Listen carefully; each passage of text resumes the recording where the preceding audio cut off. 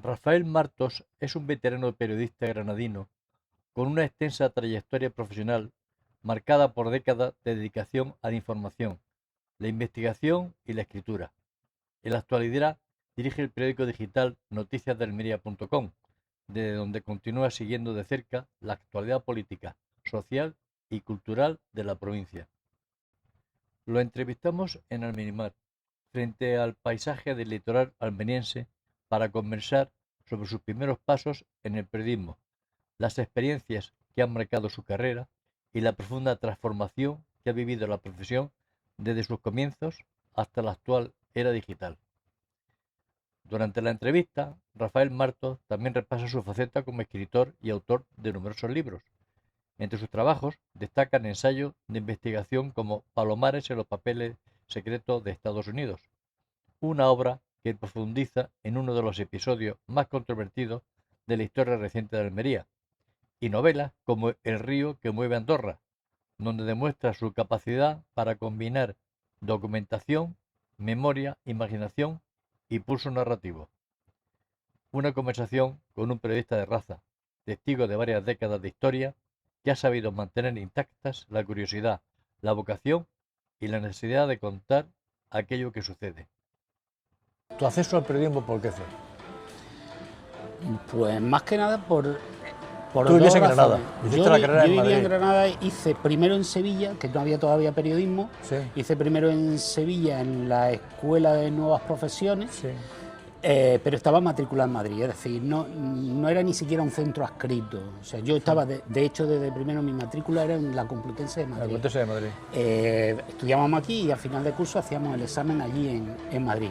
Y luego ya en segundo me fui a Madrid. El irme a Sevilla fue porque mis padres veían que tan joven irte tú solo a Madrid. Algo de razón tenían, ¿no? Pero bueno, el caso es que mi acercamiento al periodismo fue por dos razones. Primero, porque siempre me gustó escribir, Sí. pero también porque me gustaba mucho la información. Yo te puedo contar de anécdota que mi padre me mandaba a comprar el periódico en Granada, El Ideal, que era el único local que había, pero yo siempre volvía con dos periódicos, El Ideal y El País, o El Ideal y el Diario 16, o tal. Y te interesaba por uno nacional. Ya dice, ya no te mando más. Te está gastando el dinero. Me sale una ruina. Me sale muy caro. Si quieres leer algo, lee este que tiene las noticias de aquí, ¿no? Sí, sí. Pero ya te digo, es que siempre me gustó. Sí. Y luego, ¿tu primer trabajo como periodista, dónde fue? Mi primer trabajo como periodista, pues fíjate, fue en una agencia de publicidad. ¿En Granada? En Granada, haciendo publireportaje. Eso fue lo primero que yo me estrené ahí en vacaciones, ojo, era el trabajo que hacía en vacaciones, ¿no? Que lógicamente me pagaban poco y mal y cuando me pagaban, ¿no? Pero bueno, era más que nada era echar los dientes un poquito en esto. No me gustaba lo que hacía, pero bueno, por lo menos yo veía mi nombre escrito en el periódico. Empezaba a hacer las primeras entrevistas, a conocer gente, a moverme por la provincia. Pero bueno, luego ya digamos que más serio, fíjate, de ahí creo recordar que pasé a un periódico semanal de economía. ¿Pero de Granada? Sí, Granada Económica. Granada Económica. Y luego seguí otra temporadilla, todo esto poco tiempo, poco tal, en otro sitio que se llamaba Radio Estilo, que estaba en la misma Plaza del Carmen. O sea, que hiciste radio también. Sí, pero es que de ahí pasé a dirigir una radio. Hostia, o sea, Sí. pero Sí, uno de mis primeros trabajos serios fue ya de director. Dirigí Radio Contadero, que era la emisora municipal de Huetorvega. De un pueblecito de aquí, de Granada. Del cinturón de Granada. Y allí estuve, yo creo recordar que 3 años. Luego pasé a hacer televisión. Coño. En Telenieve. Telenieve, sí. Estuve también allí unos cuantos años. Y creo que de allí pasé a La Crónica. Sí, y luego tú te hiciste cargo de La Crónica en El Ejido. Luego vine a la Crónica del Ejido, Sí. y de la Crónica del Ejido me fui a dirigir el Telegrama de Melilla. Cuando cerró la Crónica. Cuando cerró la Crónica, del Telegrama de Melilla me vine a montar el Diario de Almería, Diario de Almería en papel. el gratuito, de papel. En papel. Y de ahí pasé al que tengo ahora Al mismo, digital, a noticiasdealmería.com. Que has conseguido que sea el primero en visualizaciones. Sí. ¿Te costó mucho años hacer eso? O sea, ¿te costó mucho llegar a ser el líder? Sí, lo que pasa es que a mí me siguen sorprendiendo algunas cosas en esto de la difusión de los digitales, ¿no? Pero sí que costó tiempo, porque lo primero, al principio, es que digamos que ha habido varias fases, porque al principio me posicioné muy rápido, porque solamente había un periódico digital aquí, ¿no? Entonces, bueno, había otro, pero era realmente insignificante, pero un periódico, digamos, más o menos serio, y en digital solo había uno.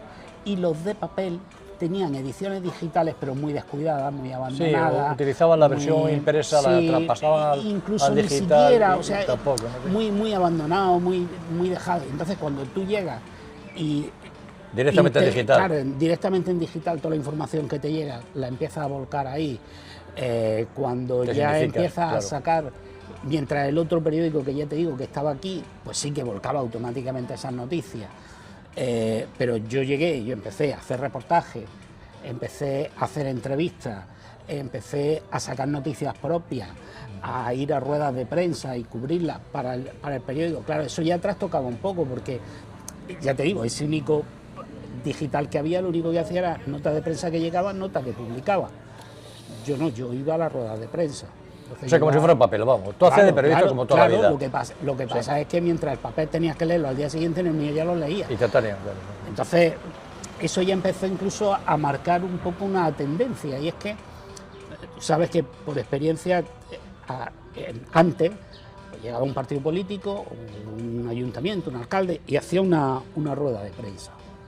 Y lo normal es que al día siguiente respondiera el otro partido. Eso era lo normal. Entonces, ¿qué ha dicho hoy el PSOE, por ejemplo? Es que el PP no sé qué, tal, cual.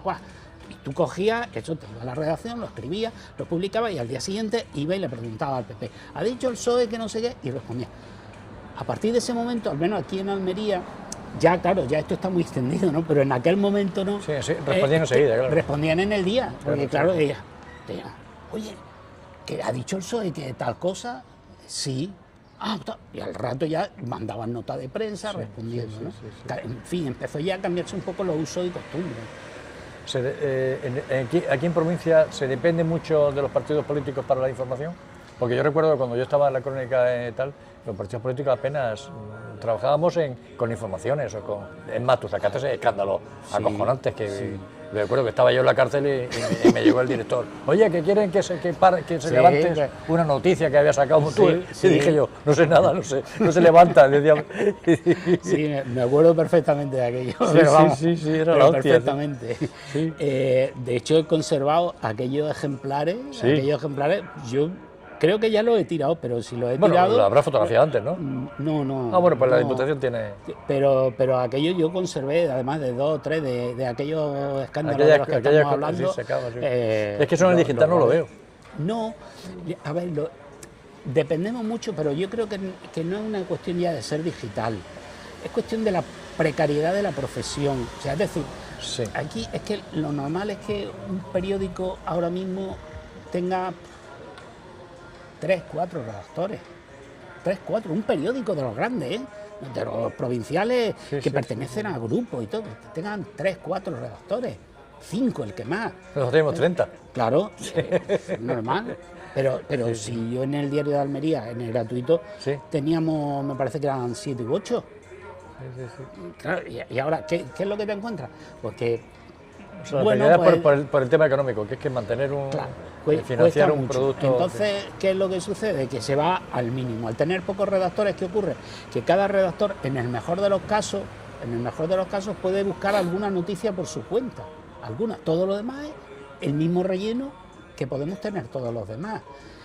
¿Y qué es lo que yo estoy viendo últimamente? Pues últimamente estoy viendo algo peor.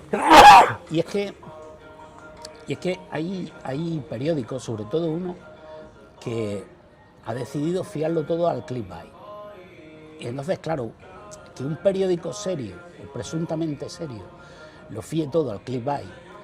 Es falso, sí. Claro, son titulares que no reflejan. Claro, no, pero, o titulares.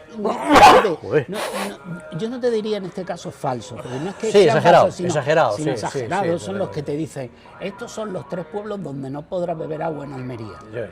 Ahí es a lo mejor porque va a haber un corte de fin de semana del agua, o cosas similares, ¿no? Te dicen, en este municipio, no sé qué, pues será obligatorio fumar en no sé dónde. Y empiezas a leer y claro, hasta que no llegas al final no te enteras primero de qué pueblo es. Sí. ¿Y por qué? Porque de lo que se trata es de que veas toda la publicidad que va incluida en la columna, ¿no? Entonces, la verdad es que eso que lo hagan otros, cuando tú tienes un periódico serio... Luego te metiste a escribir libros. ¿Cuál fue tu primer libro? En el primero... 10 y algo, ¿no? En el 10 y tantos, ¿no? No recuerdo, pero el primer libro que escribí fue No les va a gustar.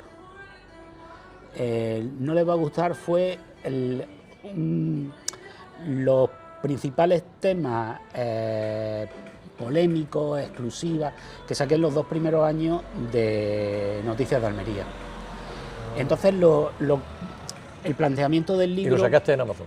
Sí, lo saqué en Amazon. ¿No entonces, fue en 18, 16, 17, por ahí? No recuerdo, la verdad es que no recuerdo. Pero ese lo que hice fue coger es que el primer libro que escribí fue por idea tuya, me dijiste, oye... Sí, pues sería y me dijiste, un poco, yo lo saqué, antes. Yo el Andorrano, que fue el que más éxito tuvo en el 18, pero antes había sacado, me parece... el Andorrano lo saqué, pero luego no tuvo fama, lo tuvo fama después. Yo saqué el de Asensio. Sí, que tú me dijiste yo lo sacaría como un año antes, a lo mejor, ¿no? Sí. Pero ese fue el primero y ese lo hice con esos temas, pero el planteamiento a la hora de estructurarlo fue cogí los temas y entonces publiqué el tema tal y como se había sacado, si habían sido varios días, todo seguido, y luego una parte explicativa, digamos el trasfondo de la noticia. Si recuerdo algunos de los temas, pues por ejemplo uno que fue muy duro, que fue sobre una española que había formado parte de una misión de la OTAN, creo recordar, y la mataron. Y el gobierno español prácticamente se desentendió. Entonces, a raíz de publicar esa información, me llamó el marido, porque era de aquí de Almería. Entonces, digamos, todo siempre tenía que ver con Almería. Claro. Me llamó, estuvimos hablando, entonces parte de esa información es la que luego metí en el trasfondo de cómo, por qué llegué, de dónde me logré más información. Luego hubo otro tema muy polémico relativo a la universidad, que fue porque invitaron a dar una clase magna a los que mejores notas habían sacado en ciencias de la salud. Era pues una ceremonia que se hacía todos los años, entonces se daba una clase magistral, es el término, ¿no? Y además se nombraban catedráticos eméritos. O sea, fíjate el nivel de... Bueno, pues al que pusieron a dar la clase, pues tenía títulos falsos. No tenía títulos académicos, tenía títulos falsos que había comprado en universidades falsas de internet. Y entonces, bueno, pues... Menudo lío. Y entonces saqué eso en 4 o 5 capítulos, y además el último, eso fue porque, fíjate, y entonces en el libro cuento todo lo que publiqué, pero ¿cómo llegué yo a eso? ¿Cómo me enteré? Eso fue porque yo publiqué la primera información y entonces me escribió un tío de Canarias, ese tío es falso, no sé qué, me cuenta entonces, la película. Lo investigaste y era... Claro, me cuenta la película, ese tío es falso, no sé, vale. Y entonces dice, es más, le he puesto una denuncia ante la Fiscalía. Y entonces, yo también publiqué que lo habían denunciado ante la Fiscalía. Y luego llegó la parte última, y es que el fiscal lo archivó el tema, pero en su escrito decía que efectivamente todo era falso, pero que no había materia como para denunciarle, ¿no? No había cometido ningún delito contra el Estado. Decía que tenía determinados títulos y tal, y que efectivamente esos títulos la Fiscalía había comprobado que eran títulos falsos, tal, pero no había ningún otro delito, no habían falsedad en documentos, no, porque era tan falso que era falso. No había falseado nada, porque todo era mentira, ¿no?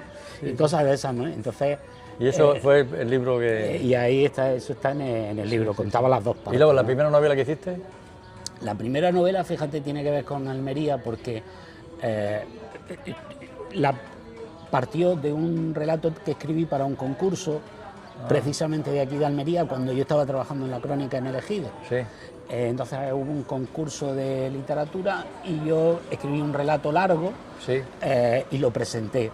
No me dieron ningún premio. Y el relato estaría allá probablemente no, me parece que quedó desierto, pero bueno, el tema es que eso lo tenía ahí abandonado y un buen día digo, pues podría alargarlo, y entonces le escribí por delante, escribí por detrás y acabé, y ese era el de Más allá del cementerio azul, que es sobre la inmigración. Sí. Luego hiciste el de Palomares. El de Palomares, sí. ¿Cómo está el tema Palomares? Pues ese mal porque ahora además quieren construir ahí una urbanización en esa misma zona y eso sí que tiene un riesgo. Tiene un riesgo porque la contaminación se va asentando en el fondo, y si tú ahora empiezas a hacer un movimiento de tierra, esa contaminación va a aflorar. ¿Los detectores lo detectan? Sí, claro, sigue habiendo mucha contaminación, sigue por encima de los niveles... ¿De los niveles aceptables? Sí, y bueno... Allí se da más cáncer, según dicen. Sí, la proporción de cáncer allí es mayor. Y luego hay otro problema allí, es que hasta no hace muchos años, pues ni siquiera la gente podía saber los informes médicos que les realizaban. ¿Qué era materia reservada? ¿Cómo sí, era sí, eso? o sea, la gente tenía no solo derechos, sino que tenía la obligación de todos aquellos que habían estado implicados de alguna manera, iban a Madrid, le hacían una analítica y tal, pero no tenían acceso al resultado de las mismas. Para que la gente no sepa, Palomares es que cayeron varias bombas nucleares, de unos bombarderos en el 60 y tanto. Sí. Y se rompió alguna. Entonces, bueno, pues aquello quedó contaminado. Incluso hay una que no apareció, aunque simularon que había aparecido. Yo me creo que no apareció. Estaba la del mar, la que cayó en el mar. Manolo el pescador. Paco el de la bomba. Paco el de la bomba. Yo creo que era falso todo ese tema. Se hicieron ese montaje. Los americanos que son así. O sea, pues no lo sé. Lo cierto es que efectivamente se rompieron. Varias se rompieron y algunas se rescataron, otras se rompieron y tal. Y el caso es que las que se rompieron pues lo dejaron todo contaminado. De hecho, en el libro lo que reflejo más que nada, hay cosas curiosas, ¿no? Como por ejemplo las diferencias de medidas que aparecen en unos papeles y en otros respecto a la cantidad de plutonio que hay. Cuando tú escribiste ese libro y lo publicaste, ¿te llegó alguna...? No, eso no, como reacción no hubo ninguna. No. Yo creo que, bueno, a ver, me llegó reacción de alguien que obviamente sí podía tener reacción, que era, por ejemplo, del que fue durante muchos años alcalde de Cueva, que era Jesús Caicedo, que fue alcalde, que estuvo precisamente en Estados Unidos intentando ver y solucionar el tema, pero tampoco consiguió nada. El actual alcalde, que es del PSOE, el otro era del PP, este es del PSOE, también estuve con él al principio de su mandato, llegó con ganas de hacer algo relativo a aquello, de hacer una especie de centro de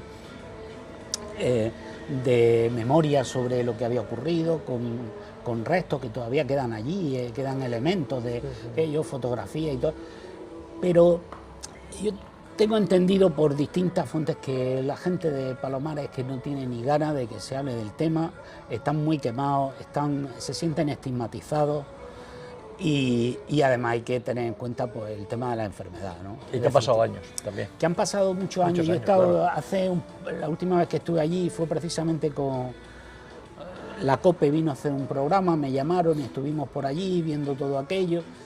Y claro, la gente realmente, menos 2 o 3, que son los que salen en todos sitios, que siempre están dispuestos a hablar. El resto de gente es que no, porque ya te digo, están muy hartos, se sienten muy estigmatizados por aquello del contaminado, no sé qué. Y es verdad, o sea, la contaminación allí existe y están enfermos como consecuencia de aquello. Y eso no es ninguna tontería, no es ninguna broma. Sí.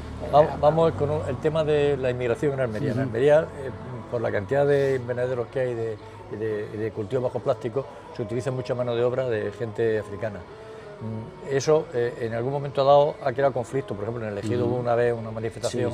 Un estallido, algo más que una manifestación. Fue más que una manifestación, lo que se llaman los sucesos del Ejido. Sí. Aquello fue... Aquello le costó a Pimentel la dimisión. Sí, era ministro de Aznar, le pidió que organizara y que hablara con el alcalde, con Juan Enciso, que hablara para que no se unieran a tal. Y Juan Enciso dice, es que a tu cuñado no la han violado, no. Sí, dijo algo así. Fíjate, dice, lo siento, tú no... Bueno, el del PSOE también lo dijo, ¿eh? Sí, o sea, ninguno quiso echarse para atrás. No, a ver, ahí lo que hubo... no hubo ninguna manifestación convocada, creo recordar. Lo que hubo es que cuando se produjo aquel asesinato... Sí, una muerte, que era de un tipo que era medio... Fue en el Mercadillo, pues allí mataron a una mujer. Sí, a una chavala, y al parecer fue un inmigrante, un extranjero. Y bueno, la cosa se había venido calentando, porque yo recuerdo que yo había hablado con el comisario de policía pues como 3 semanas antes, ¿no? ¿Era Antonio Martín? Puede ser, porque el que estaba antes fue Federico Cabello de Alba, que es con el que más relación tuve, que luego se fue y tuvo un cargo en el PP o fue alcalde de algún sitio del PP en otra provincia. Entonces fue el que le sustituyó. Yo recuerdo hablando con él en su despacho.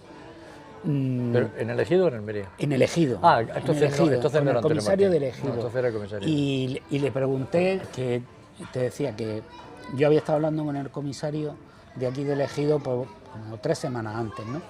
Y le pregunté, bueno, ¿y esto cómo va? ¿Qué tal? El tema de la inmigración, la delincuencia y tal.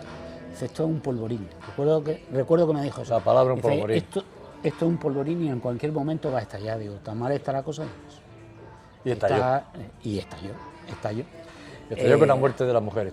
Estalló con la muerte de esta mujer y se produjo básicamente porque la cosa se empezó a calentar a partir de ese momento, y el detonante último fue el entierro. Bueno, el funeral. Al funeral acudió la plana mayor del ayuntamiento. Y todo elegido. Todo elegido. Incluso acudió el subdelegado del gobierno, Fernando Hermoso, creo recordar. Hermoso era del PP. Que era del PP, sí. Le aconsejaron no ir, pero el propio alcalde le aconsejó que no venga, que se va a liar, que no venga. No, sí, ¿por qué no voy a ir? ¿Qué pasa? Y claro, el problema es que lo confundieron con el de Almería Acoge, con el que lideraba Almería Acoge. Y entonces cuando salió de la iglesia fueron a por él. Era un hombre mayor que se podía mover lo justito. Sí, lo conocía personalmente, era amigo mío. Quienes no fueron... Era muy cariñoso el tío, era muy bueno. Quienes no fueron es los del PSOE, la gente de izquierda y tal, no fueron porque sabían que se iba a liar y no querían que les pillara en medio, ¿no? Y bueno, pues aquello fue muy, muy desagradable, eso dejó muy tocado incluso a la propia gente del Ejido, le ha dejado mucho tiempo muy tocado. Ese tema ya ha pasado, o sea que ya no... Eso ya no. Ese tema ya no se repite. Está un poco en el subconsciente, pero eso ya es agua pasada, ¿no? Sí. ¿Dónde hay más problemas con la inmigración aquí en la provincia de Almería? En la provincia de Almería. En Níjar, quizás. ¿Problemas? Bueno, por el exceso de que no trabajen. Porque si trabajan no hay problema. Es que a eso es a lo que te voy, que no hay no hay grandes problemas, objetivamente no hay grandes problemas con la inmigración. ¿Hay problemas? Sí, claro, con la legal y con la ilegal. Bueno, incluso la saturación, la sanidad, claro. Pero no solo eso, también te pongo un ejemplo. Yo casi todos los años me toca ir al hospital del Poniente a algo. O sea, sí. Cuando tienes familia, pues si no es uno es otro. Y si es una cosa más grave, menos grave. Dímelo a mí, que tengo un hijo de ahora ahí. Pues claro, en el de Poniente. En el Poniente, sí.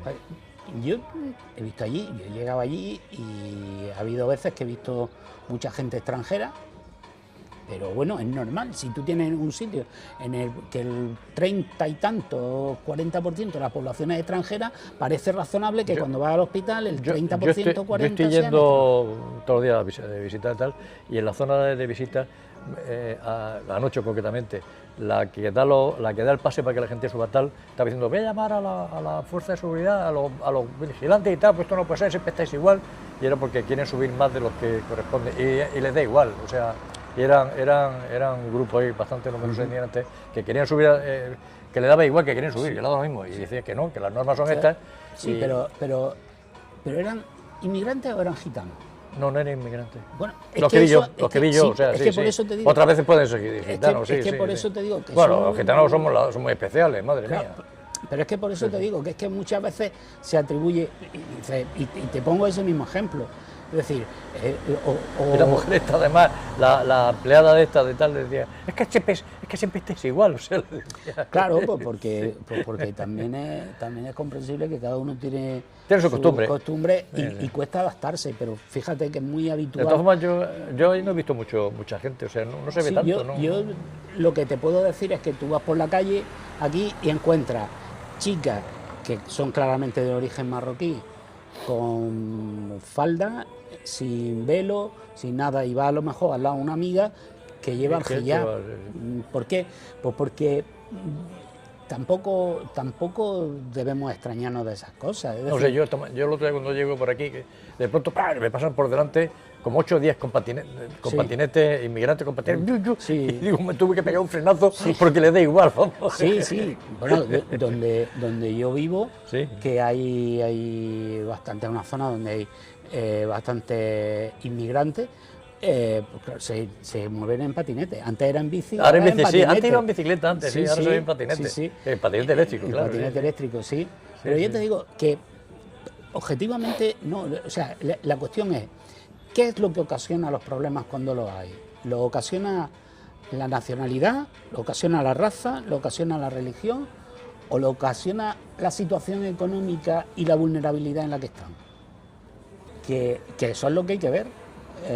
Yo no creo que haya razas especialmente vinculadas a la delincuencia, ni nacionalidades vinculadas a la delincuencia, ni religiones vinculadas a la delincuencia, pero tienen un hecho objetivo. ¿Aquí cuántas mezquitas hay aquí en la provincia de Almería? Uy, no te sé decir, pero muchas. Muchas. Lo que pasa es que... ¿Más que iglesias? No. No, iglesias hay muchas más, sí. No, bueno, pasa que las iglesias están vacías, porque últimamente, vamos, yo me he recorrido algunas por ejemplo Ávila y algunas...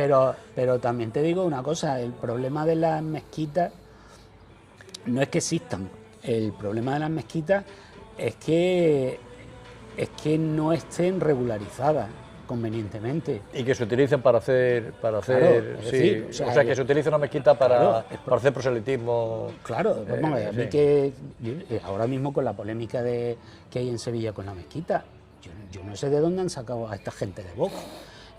Por una razón muy simple, la Constitución protege el derecho a la libertad religiosa. Por lo tanto, si tú quieres montar una mezquita, tienes exactamente el mismo derecho que el que quiere montar una sinagoga o un templo del Salón del Reino. Por cierto, tú te pasaste al Islam. Sí, ¿cómo fue eso y cuándo? ¿Y cómo fue? Porque tu mujer es cristiana. Sí. Bueno, y tu familia es cristiana, tu padre y tu madre, o sea, todos tus familiares son cristianos. Sí, bueno, a ver, eso fue cuando yo estaba estudiando primero de periodismo. ¿Dónde? ¿En Sevilla, además? En Sevilla, sí. Y precisamente fue porque hay un momento en el que empiezas a darte cuenta de ciertas cosas, y entre otras cuestiones, porque yo soy como muy como muy respondón, ¿no? Sí, sí. Entonces, es una poca cojonera, ¿no? Sí, entonces, ¿qué es lo que sucede? Que yo me empiezo a dar cuenta de ciertas cosas. Por ejemplo, la historia de la Reconquista.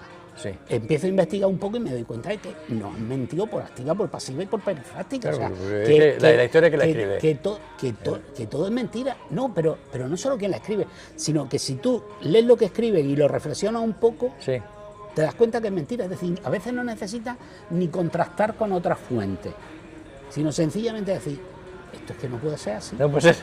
Claro, o sea, por ejemplo... Bueno, pero eso la Reconquista, ¿quién más te hizo cambiar de...? Pues el propio hecho de conocer un poquito más el Islam. Porque cuando te empiezan a decir, es que, por ejemplo, es que las mujeres son maltratadas en el Islam. En el Islam se las trata como a los hombres. Cuando dicen, no, es que las mujeres, por ejemplo, cuando tienen que hacer una acusación, tienen que ir acompañadas de tal... Claro, y lo reflexiona un poco. Dices, ¿por qué? Precisamente para protegerla, para proteger a la mujer en esos momentos de debilidad, una situación más machista, decir, no, que la pero mujer eso no... en un sitio muy civilizado eso no hace falta, ¿no? Claro, pero es que estamos hablando de cuando se crea el Islam, sí, de cuando nace el Islam y cuando se va expandiendo. ¿Y lo de degollar al infiel? ¿Y qué son las cruzadas? No, degollar al infiel. En las cruzadas también, pero en el Corán, al infiel no hay que degollarlo. No, tienes que separar en el Corán siempre la contextualización de cada uno de los capítulos, sí. Porque muchas de esas cosas... Sí, las cruzadas también se hizo, evidentemente, sí.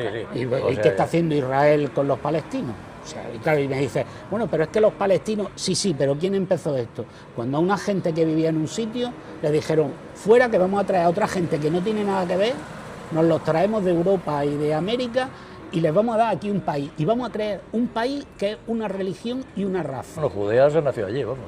Judea es una falsedad como la historia. Judea ¿sí? No existió. No existió. No, Judea no existió.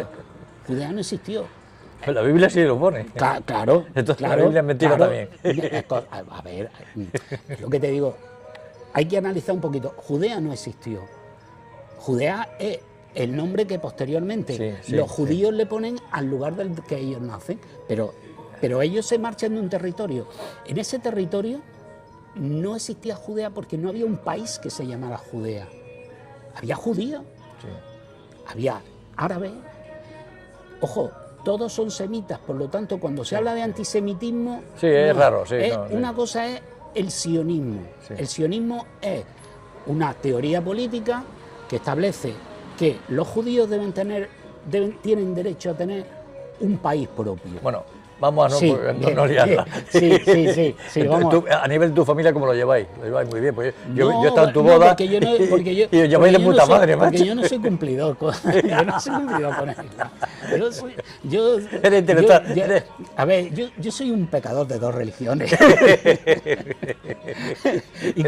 incluso si me apuras, si metemos el agnosticismo, que al final es lo que soy, agnóstico, pues soy pecador de tres.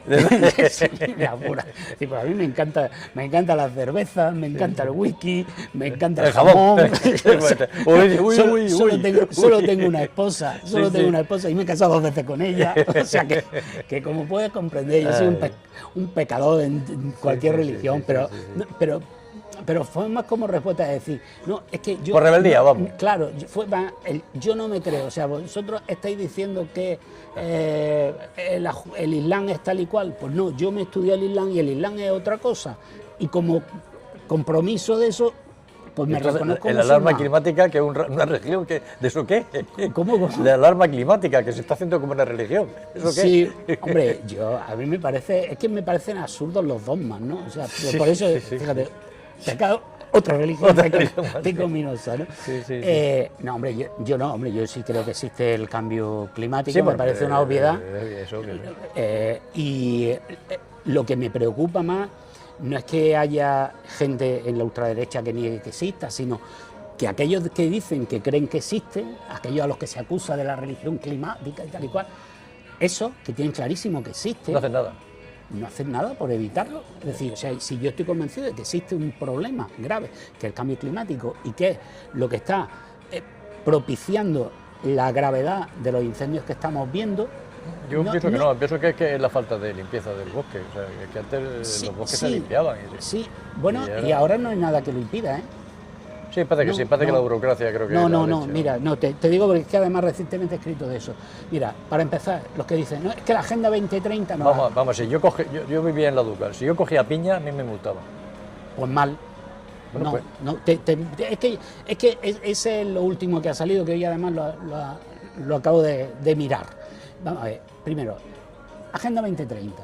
La Agenda 2030 no es una ley. Como no es una ley, ni obliga, ni legisla, o sea, ni te impone... La Agenda 2030, por supuesto, no es una ley, efectivamente. No es una ley, ni te sanciona... Pero no se han hecho leyes con el espíritu de la Agenda 2030.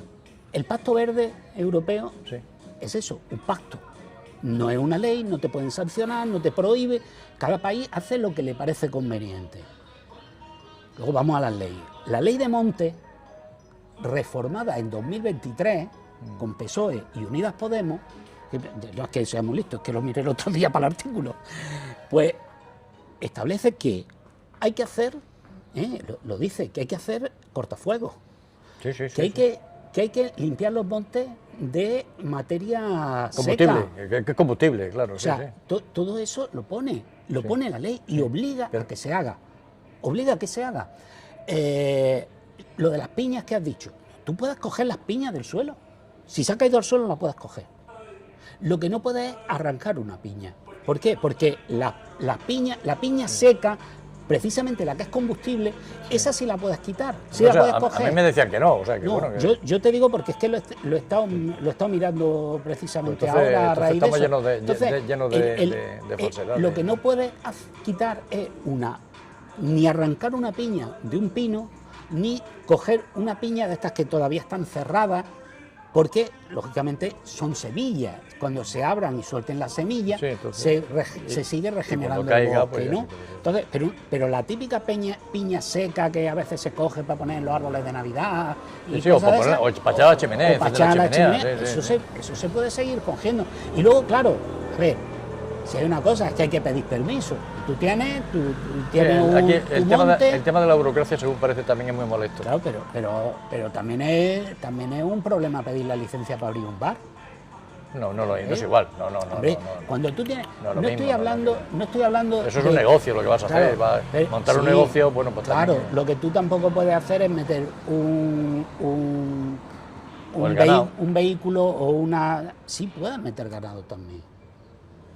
Sí puedes meter ganado. Es que ese es el problema, que estamos muy llenos de bulos, que yo, por ejemplo, he mirado esto precisamente, lo de la ley de monte, precisamente a raíz de la polémica que hay. Claro, que no sé qué, es que no dejan, es que como no dejan limpiar, digo, vamos a mirar, mira, la ley de monte, insisto, reformada por la izquierda, Y entonces te dice, no, hay que hacer cortafuegos, porque veía en Twitter, no, es que no dejan hacer cortafuegos. No, es que la ley dice que hay que hacer cortafuegos. Siempre que lo hace. Pasa que ahora está en manos de la comunidades autónomas. Claro, sí, pero yo te digo que cuando estaba todo centralizado, yo vivía en el Sacromonte y yo vi arder la montaña que había enfrente de mi casa. ¿En qué año y fue? Había gobierno centralista. O sea, que es que no es cuestión de las comunidades autónomas, menos desde mi punto de vista. Yo no sé si hay más incendios que antes, lo que sí, ahora la televisión sí da más, está claro. Sí. Y bueno, y la verdad es que yo nunca he visto que cojan, igual en Francia hay 100.000 personas que las han tenido que meter en pabellones para sacarlas de los pueblos y de las poblaciones. La verdad que está el tema. Yo lo que sí creo es que evidentemente los incendios... Hay abandono Hay abandono del bosque, hay mucho abandono. Yo no sé, ya te digo que... Es que antes la gente vivía en el campo, que ahora la gente se ha ido. Claro, también. Es que, antes tenía el ganado que iba y se comía. Pero es que ahí te encuentras también el de todas formas, en Almería no tiene ese problema. Aquí hay mucho, bueno, fíjate que es la que hemos liado en los gallardos. En los gallardos, joder, macho, vaya... Pero luego lo curioso es que hablamos de la España vaciada, pero luego cuando te viene gente de fuera, qué mal que vienen. Contra, pues si tenemos mucho país vacío, fíjate si hay sitio. Anda que Castilla y León, fíjate. que tienes pueblos de menos de 100 habitantes así. Claro, pero luego de aquí no, aquí está más poblado. Aquí está más de esas poblado. contradicciones también te traes. Mira, el otro día hubo en el Parlamento andaluz un pleno sobre el tema del incendio de los Gallardos. Y era muy curioso porque desde la extrema derecha a la extrema izquierda todos coincidían en que el campo, el de esto, está muy abandonado. Todos, o sea, coincidían todos. Y todos decían que había que limpiar, que todo había que quitar los matojos. Sí, pero ¿quién lo hace? Claro. ¿Cuál es dónde viene luego el problema? El problema está en que no se hace. Eso la responsabilidad de las comunidades autónomas. Sí. O sea, que luego ya a mí me llamaba la atención en el pleno que, claro, Vox, que ahora ha pactado con el Partido Popular, si no llega a tener ese pacto, habría acusado al PP y habría dicho, vosotros, que sois quienes gobernáis en Andalucía, teníais que haber limpiado esto. Sí, ahora, como pactan juntos, dicen que la culpa es de Pedro Sánchez. Lo que es una pena es que se gasta más en apagar que en prever. Eso, bueno, también la medicina pasa. Sí. O sea, que está pasando en todo, man, yo no entiendo. Sí. Bueno, ¿y tú cómo ves el periodismo que nos viene? Pues bueno, yo creo que me pasa como a todo el mundo, ¿no? Que con el tema de la inteligencia artificial, pues estamos viviendo un impasse, ¿no? Como pasó en su momento con Internet. Cuando salió Internet, como sí. también cuando estallaron los periódicos gratuitos, sí. como tal. Entonces ahora mismo no sé. Estamos en la burbuja, claro, una burbuja prácticamente. Te puedo decir que yo en noticiasdealmería.com tengo casi todos los años alguien de prácticas, ¿no? Sí. Online, es decir, gente que vive en otro sitio y tal, con universidades de fuera de Almería, y la gente no escribe, la gente lo que hace es inteligencia. Yo, de hecho, en junio, pues cuando tuve que dar, pues, digamos, el informe de la última chica que tuve, se lo dije a la tutora, digo, mira, se lo he venido diciendo desde el principio, que no abuse de la inteligencia artificial. Digo, es que yo la uso, entonces conozco cómo escribe. Y digo, y no puede ser que es que no escriba ni una línea. O sea, es que es todo es... Y además, bueno, si le da buenas instrucciones pero si tiene buenas fuentes y luego le ayuda a ponerlo más bonito y tal. Pero si le ayuda, pero tú tendrás que saber escribir. Sí, claro. Tendrás que ser tú quien valore lo importante, quien valore cuál debe ser el titular de una entrevista o de un reportaje, o cuál debe ser el enfoque del reportaje, si debe ser por un sitio o por otro. Debe contextualizarlo. Otra cosa es que te ayude a redactarlo, ¿no? Sí, o hacerte infografía. Sí. O hacerte una infografía o tal, ¿vale? Sí, incluso si te busca un buen titular también. Claro, también, porque muchas veces, mira, yo una de las cosas que más me ayuda la inteligencia artificial es algo que para mí era súper tedioso, que era escribir las entrevistas. O sea, transcribir las entrevistas. Claro, ahora te lo transcribe la IA, para mí eso era...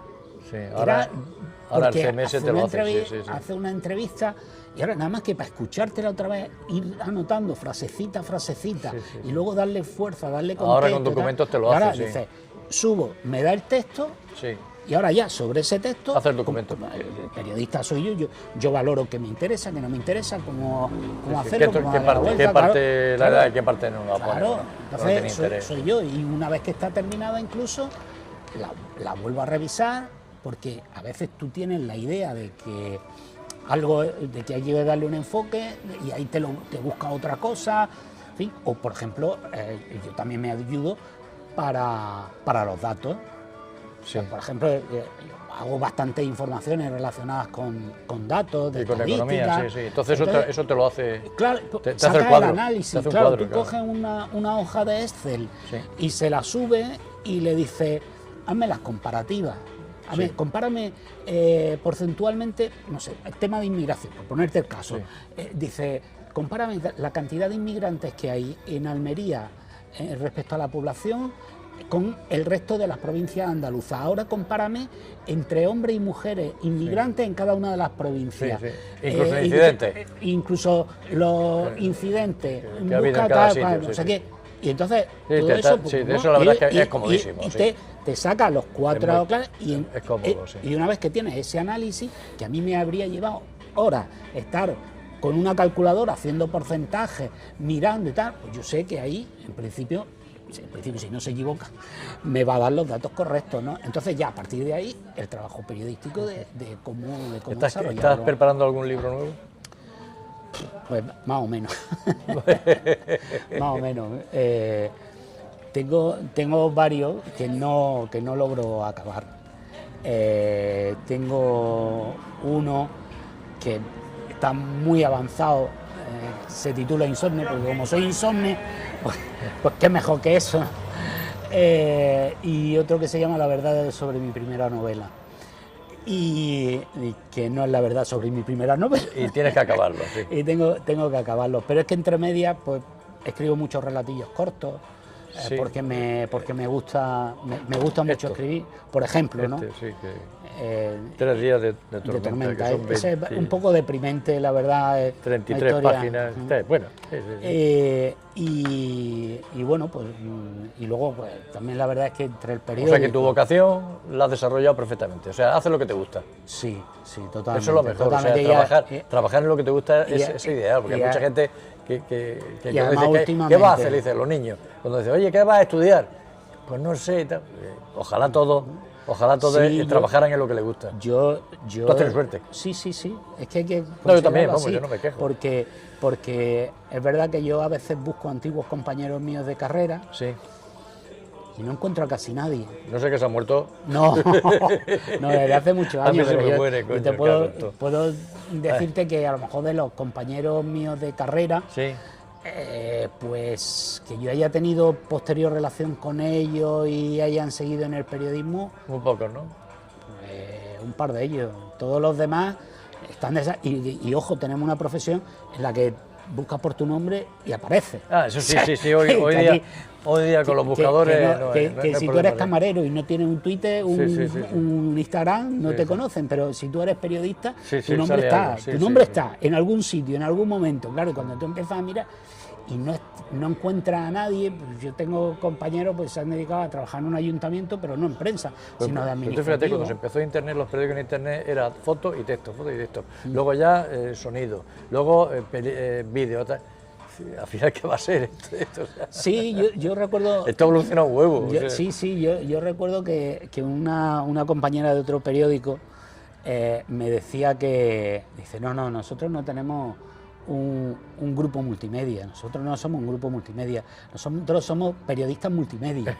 Y es verdad, porque al final vas y ¿qué es lo que te encuentras? Al redactor que... por ejemplo, escribe para el periódico. Sí. Y es verdad que a lo mejor va un cámara, pero si el cámara es para hacer una noticia para la tele. Sí. Pero es que ese mismo redactor ya le piden, haz tú la foto. O el vídeo. Y saca un vídeo para redes sociales. Es decir, digamos, si es un grupo multimedia que tiene televisión, va a tener un cámara. El cámara necesita una calidad, una calidad pero luego eres tú el redactor, el que tienes que subir una historia a Instagram, tienes que subir algo a Facebook, tienes que subirlo a X, tienes que tal, y lo tienes que hacer tú con tu móvil, con tu no sé qué, mientras escribes. Por ejemplo, ahora al Congreso a los diputados y están los periodistas, pero te obligan la empresa a que estés a la vez sacando cosas en Twitter. Y en las redes, sí. Claro, o sea, tú estás allí, antes no, tú que has hecho información parlamentaria muchos años, pues tú llegabas allí, asistías al pleno, y luego iba al periódico y escribía. Te ibas, escribías, las ruedas de prensa, que no eran canutazos más que ruedas de prensa. Bueno, lo de canutazos ha quedado feo para el que no sepa lo que es. Bueno, y lo escribías. Ahora no, ahora tendrías que estar allí y además mandando cosas, porque claro, como las teles ya están emitiendo en directo desde el propio Congreso, pues, a mí me pasa que yo, por ejemplo, y gracias también a la inteligencia artificial, yo muchas veces damos los plenos casi en directo. Claro, nos ponemos, estamos siguiendo el pleno en la tele. Sí. no vas ahí Entonces, graba el audio. Cuando va a haber un tema interesante, te pone graba. Claro. Y mientras están hablando de otras cosas, haces la transcripción automática. Claro. Y de esa transcripción ya pasa a la redacción de la noticia con la foto que captura de la pantalla. Sí. Entonces, en cuanto termina de hablarse ese punto del pleno, tú ya tienes Ya está puesto. colgado. Sí, inmediato, sí. El otro día en el pleno precisamente del Parlamento andaluz, con lo del incendio, pues terminó el pleno y ya teníamos nosotros colgados las 4, lo que dijo el presidente y lo que dijeron los 4 partidos políticos. Inmediatamente. Bueno, en ese caso además, fíjate, porque si te esperas, o sea, ya no hace falta que lo transcriban ni nada, ¿no? ¿Tú has notado el diferente tratamiento de los políticos en cuanto a cómo tratan a los periodistas, cómo te trataban cuando eras de papel y cómo te tratan últimamente? O sea, ¿antes te valoraban más que ahora? O... Sí, siempre. A ver, yo hablo del nivel provincial, ¿no? Sí, hablo de Almería, claro, sí. A nivel provincial, pues sí, te tienen en cuenta, pero más que por ser digital o tal, es por ser referencia, por ser tú, más que por ser papel o ser... sí que es verdad que siempre se sigue marcando una diferencia. Es decir, te pongo un caso, aquí se hace algún evento y, por ejemplo, se invita a los directores de los periódicos. Cuando yo dirigía el Diario de Almería, aunque era gratuito, era de papel, entonces yo estaba ahí.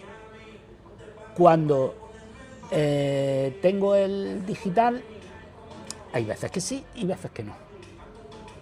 Sí, ya depende del gusto del político. Depende del político, depende del evento, depende de 1000 circunstancias.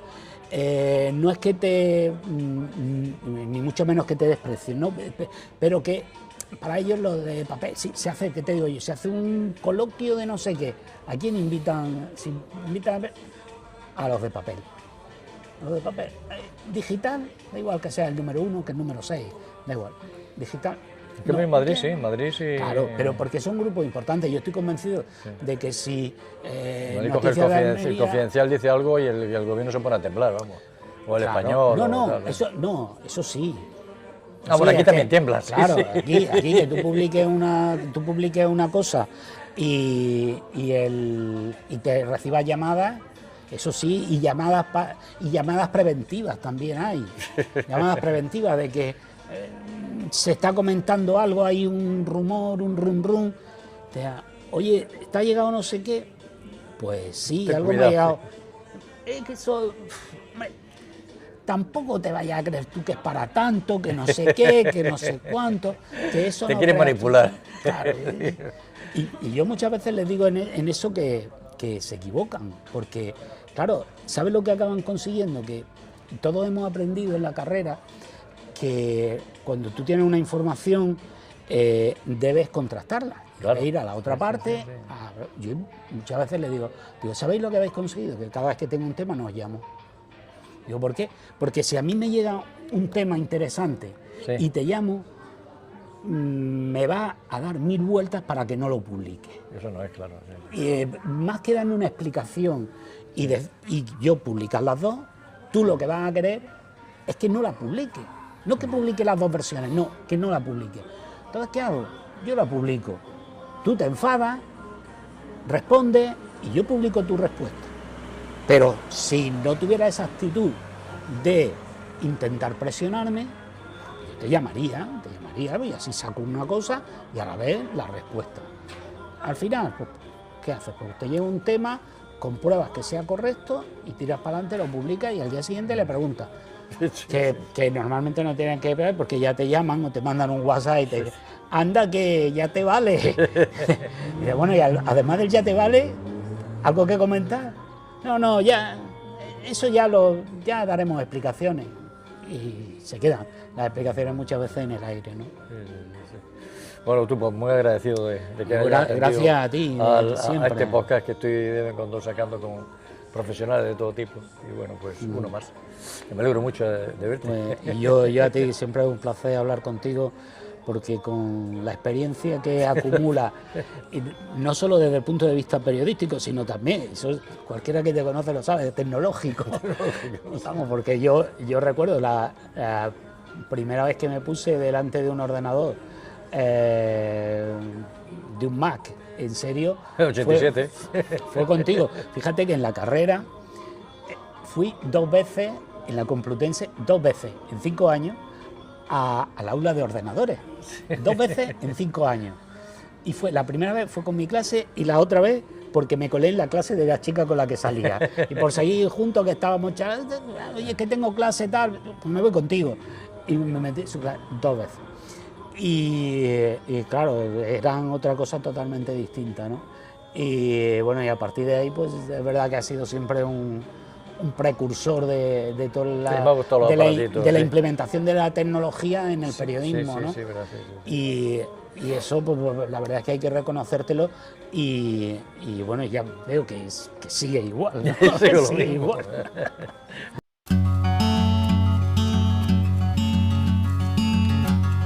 War on war, dust and dust, flesh and blood on me. All your tears now are almost dry, and no white birds for you. Ease your tension and your hurt for